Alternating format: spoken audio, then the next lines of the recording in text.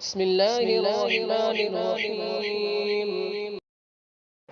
آمنت بالله صدق الله مولانا العظيم وصدق رسوله النبي الأمين المتين المكين المختار الكريم ونحن على ذلك لمن الشاهدين والحمد لله رب العالمين.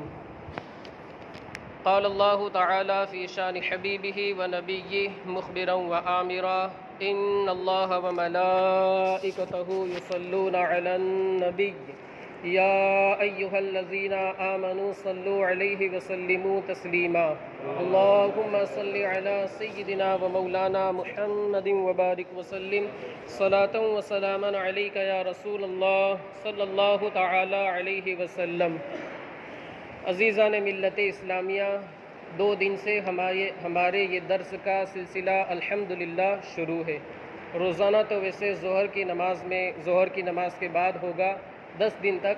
لیکن چونکہ آج جمعہ تھا، جمعہ کے بعد درس دینا کچھ مناسب نہیں تھا، اس وجہ سے جمعہ کے دن عصر کے بعد ہوگا. ایک اور جمعہ آئے گا 10 تاریخ کو، تو انشاءاللہ العزیز اگلے جمعہ کو بھی عصر کی نماز کے بعد ہوگا یہ درس انشاءاللہ.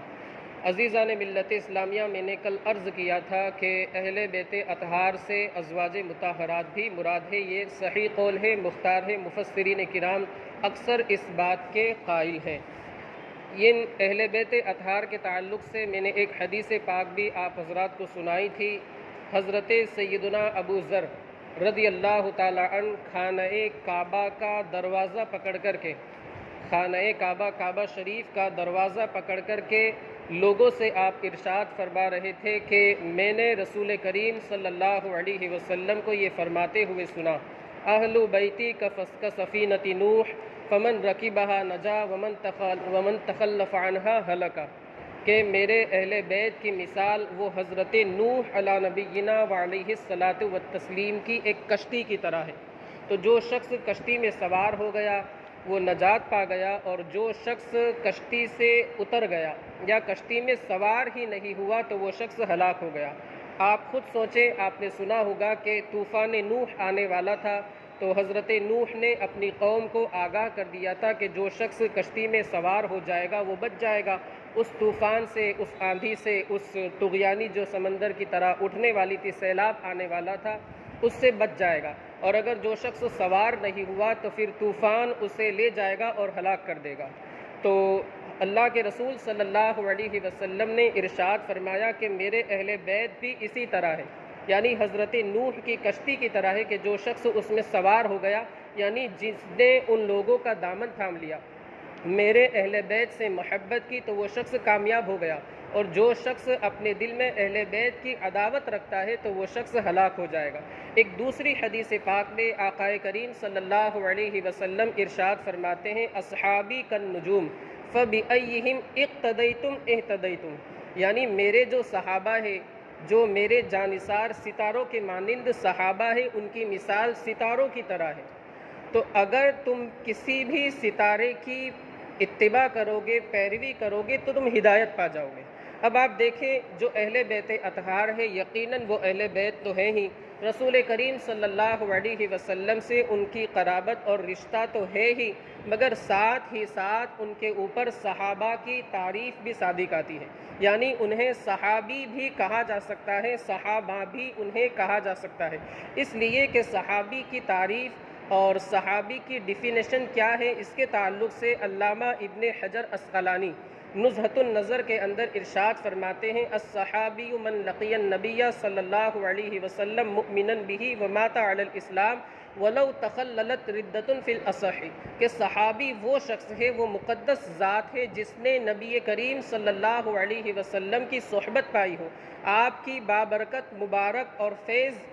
اور بافیض صحبت کے اندر وہ شخص رہا ہو، اور آپ کے اوپر وہ ایمان لایا ہو، اور اسی حالت میں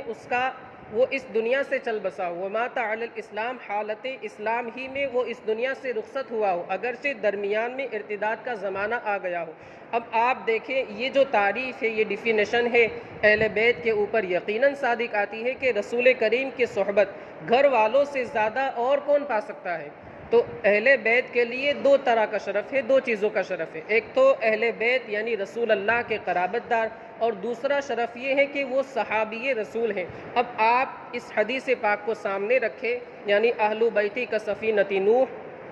علامہ سغانی کشف الحجاب میں ارشاد فرماتے ہیں اس حدیث پاک کے تعلق سے کہ کشتی کی مثال کیوں دی گئی؟ کشتی کی مثال اس لیے دی گئی کہ جیسا کہ سمندر کے اندر جب طوفان آتا ہے، طرح طرح کی موجیں اٹھنے لگتی ہے اور آندھی طوفان وغیرہ کا ماحول رہتا ہے، انسان کے لیے بچنا اس وقت بہت مشکل ہو جاتا ہے۔ ایک سہارا اس کے لیے باقی رہ جاتا ہے، وہ ہے کشتی، کہ اگر کشتی کا وہ سہارا لے لیتا ہے تو بسا اوقات وہ بچ جاتا ہے، ورنہ طوفان کشتی کو بھی اڑا دیتا ہے، کشتی کو بھی ختم کر دیتا ہے، اس کو بھی ڈبا دیتا ہے یا بہت دور لے جاتا ہے۔ تو اگر کوئی کشتی میں سوار ہو گیا تو بسا اوقات بلکہ اکثر اوقات وہ بچ جاتا ہے۔